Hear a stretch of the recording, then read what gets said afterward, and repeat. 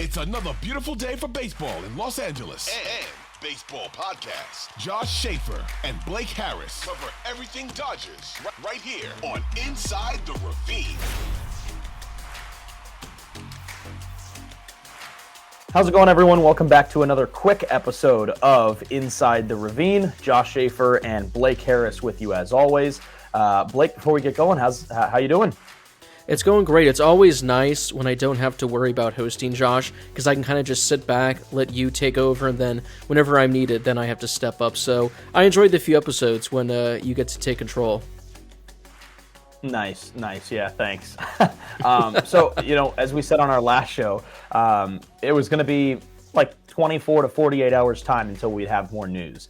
And one of the last things that we talked about was the qualifying offers extended to Trey Turner and Tyler Anderson. And at least let's start with Tyler Anderson. Not a huge surprise, I don't think, for the two of us. We were hoping that he might accept it, but he did reject the Dodgers' qualifying offer and instead will sign a 3-year deal with the Angels.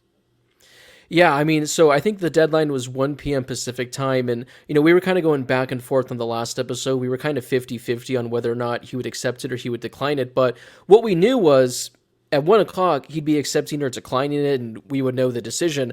I don't think what anyone knew was that we would be learning that he'd be signing with another team. It was kind of just, I think there was like a tweet like 30 minutes before from John Morosi saying Tyler Anderson is still undecided about the qualifying offer. So it's like, okay, so he's still weighing his options. And then, 30 minutes later, it's Tyler Anderson has agreed to a deal. And you're thinking, okay, great. And you start reading it, it says with Los Angeles.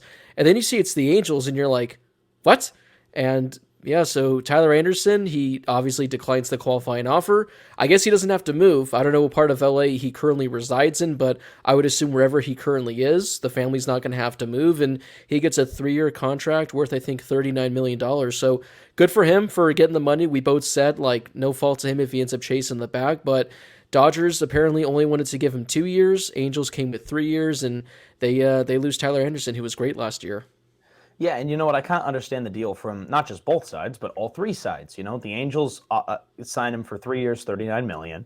And you look at it from an Angels perspective, you are signing a guy who was an all-star last year and was not just an all-star, but was the most consistent arm for the Dodgers all season outside of Julio Urias, and was great in the postseason as well.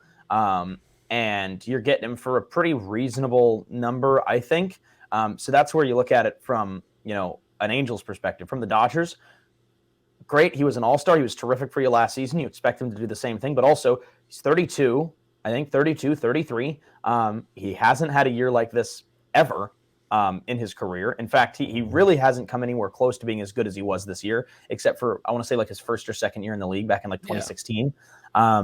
And you want to bring him back, but maybe you don't want to give him as many years as he wanted. So yeah, if the Dodgers offer him 2, I think that's reasonable as well. But then you look at it from a Tyler Anderson perspective, and I think this is a great deal for him. It's a perfect amount of money, I think. He's betting on himself to go out and do the 3-year thing. He didn't want the qualifying offer. He didn't want 2 years. He wanted 3 years. He wanted to lock himself in. He's betting on himself, and he was an all-star last year. So I think it makes sense kind of from all three standpoints, Dodgers, Angels, and Tyler Anderson. But, I've had some conversations with some Angels people the last couple days since that news came out, and they kind of echoed the same thing I did, where, yeah, is it a team friendly? It's nothing, I wouldn't say it's incredibly team friendly, but it's not crazy.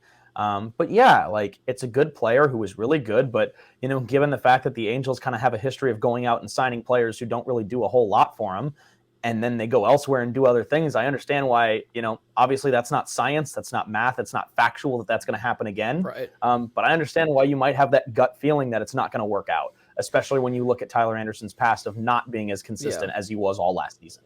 Yeah, like you said, Josh, I mean, this past year was, by far the best season of his career, and I think he's been around for 7 years, so it pretty much came out of nowhere, and if we're being honest with ourselves, if he would have accepted the qualifying offer, $20 million for Tyler Anderson is an overpay. I think him getting $13 million a year, that's fine with the Angels. And again, like you said, he might go to the Angels and he might not be as productive. Maybe he's not part of this Mark Prior pitching lab. And again, it was just an overall interesting situation because, again, you can make the case for either side for Tyler Anderson to go. But ultimately, like we talked about, he wanted to get the guaranteed 3 years. At the end of the day, and I talk about this, I think if I were to sign a 1-year deal for $20 million, I'd be set for life. So I would have been okay with that. But Yeah. you can't fault a guy for saying, "Oh, I can get $40 million." And again, I think it's the fact that he didn't have to move. I mean, if the Angels wouldn't have offered him 3 years, like maybe if it would have been like the Pittsburgh Pirates, maybe if it would have been a team like the Oakland A's that was offering a 3-year deal, I don't know if he necessarily takes it. But the fact that the Angels should be a competitive team, the fact that he's getting those years,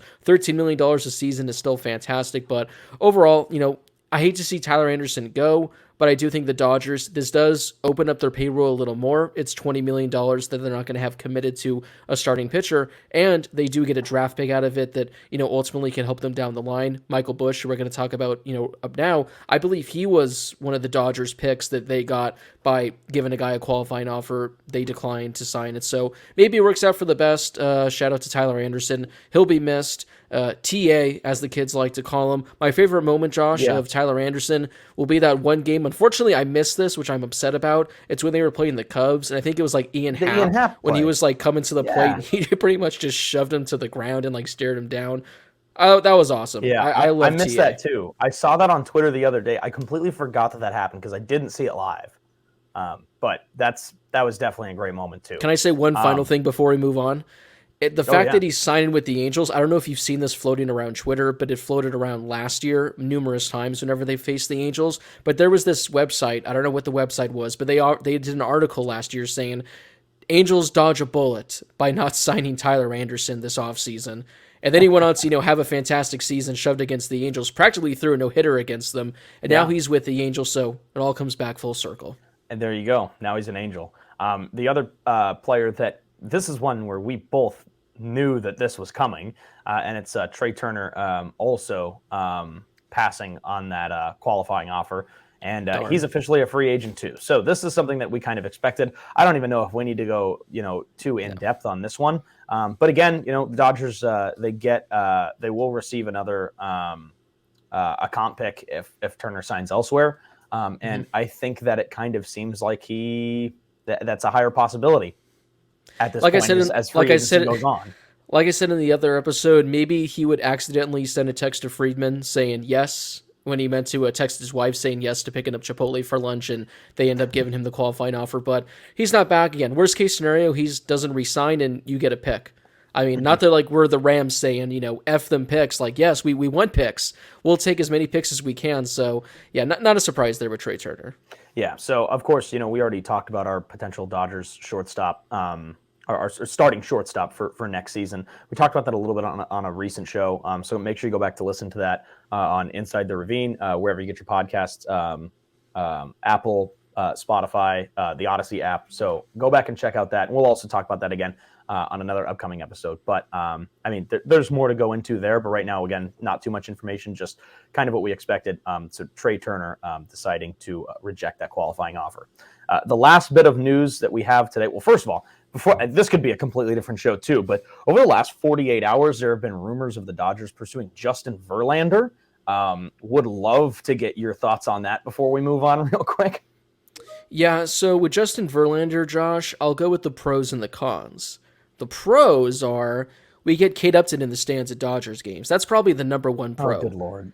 The con is that his brother's going to have to come along, and we're going to have to sit through a season's worth of Ben Verlander tweets. Outside of those, it's very interesting because he is a free agent.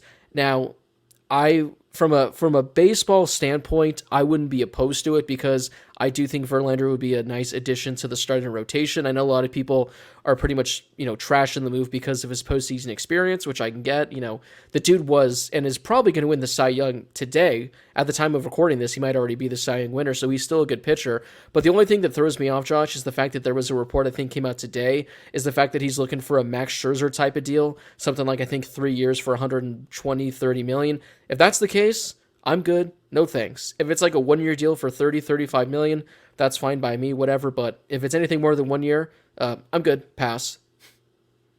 Yeah, I totally get that. I think that he expects and probably will likely have that Scherzer impact too, but he wants that massive deal. Of course, the Dodgers are still reportedly in the hunt for for Aaron Judge. That could be a conversation for a different show as well, as I'm sure it will be throughout the postseason, as long as Judge hasn't signed anywhere when we're doing shows. Right. Julio Urias is a Cy Young finalist. Dave Roberts comes up a few votes short of winning Manager of the Year for the second time in his career. He finished second, so he's a runner-up for Manager of the Year. And then the other bit of news that we wanted to discuss that we talked about and teased on our last show is the Dodgers extending qualifying offers for the Dodgers adding players to the 40-man for the Rule 5 draft. Some of them not very surprising at all. The first few guys that do get added on are catcher Diego Cartaya, infielder Michael Busch, outfielder Andy Pages, and then the one kind of surprise ends up being who we actually did talk about on our last show as somebody who could potentially get protected, and that's outfielder Johnny DeLuca. Yeah, first off, Josh, major congrats to you on Michael Busch being added. I know it's a big day for you, for all those Chatham fans out there. So, but yeah, Cartaya, Busch, Pages, they weren't surprises. It was kind of Johnny DeLuca that was the surprise, and Josh actually, I guess, kind of called his shot the other day by bringing up Johnny DeLuca, because that was a name I wasn't even going to mention, but he gets added. A quick thing on DeLuca, he's 24 years old. As Josh said, he was selected in the 25th round back in 2019, went to Oregon, and I think, Josh, you said he was like a local LA kid. Where'd you say he went to high school? Yeah, he went to I think he went to Agora.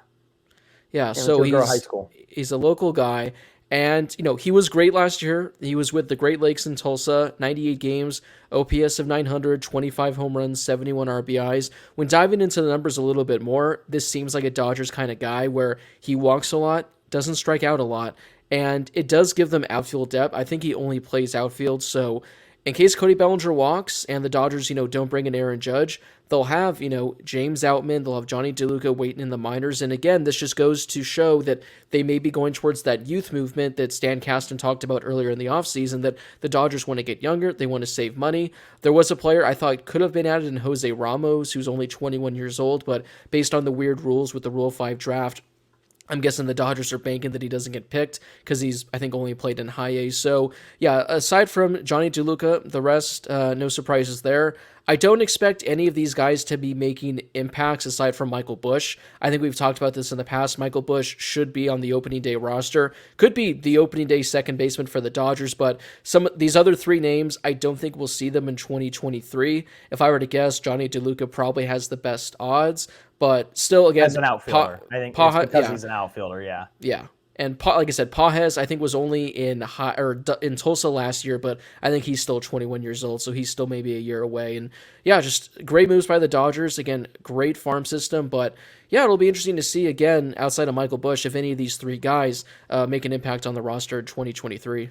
Yeah, so Cartaya, the number 1 prospect for the Dodgers and number 8 overall in baseball. Busch has, I believe, fallen a little bit overall, but it's just because he's gotten a little bit older. The Dodgers' number 4 prospect and infielder, mostly at second base, but can kind of play all over the place, as he did, in summer ball and in college ball. But for the Dodgers, mostly second base, and then, of course, the outfielders in Pages and Johnny DeLuca, who pretty athletic, hit 25 home runs last year too. So there's that opportunity to see him hit the ball far, and I think the Dodgers like that. And I think he's also been a little bit older too, so he could be a guy that maybe you see in the future. Yeah, again, could be like a James Outman thing, where last year they added Outman. He's kind of up there in age, and which is the crazy thing in baseball. I think like Michael Busch just turned 25, but he's like considered old because he's still hasn't cracked. Right. And like literally 29 other ball clubs, Michael Busch would have been on the opening day roster last year, but yeah, he was just kind of sitting behind some pretty good talent, but nothing surprising there. But yeah, we just wanted to get out this quick episode today to go over the latest news as a quick recapper, because I kind of like this, Josh. Yeah. 13 minutes and we're already good to go, and we can carry on with our days. Exactly. So that's going to wrap it up for this episode. We'll have another one coming out within the next week once we get a little bit more news. Obviously, the Cy Young will come out today, and Julio Urias is a finalist for that. And then, of course, free agency. Here we go. Buckle up. I don't know how quickly we're going to start getting things here, but obviously it seems like every other day there's something new, whether it's concrete or not. where the Dodgers are involved. So, of course, remember to follow us on Twitter and Instagram and even TikTok, allegedly, at Inside the Ravine. You follow Blake on Twitter at Blake Harris TVLA. I'm at Josh Schaefer 25. And, of course, you can get this episode and all your episodes wherever you get your podcasts on Apple, Spotify, and, of course, the Odyssey app. Inside the Ravine, as always, is presented by Odyssey Sports, and we're looking forward to talking to you guys next time.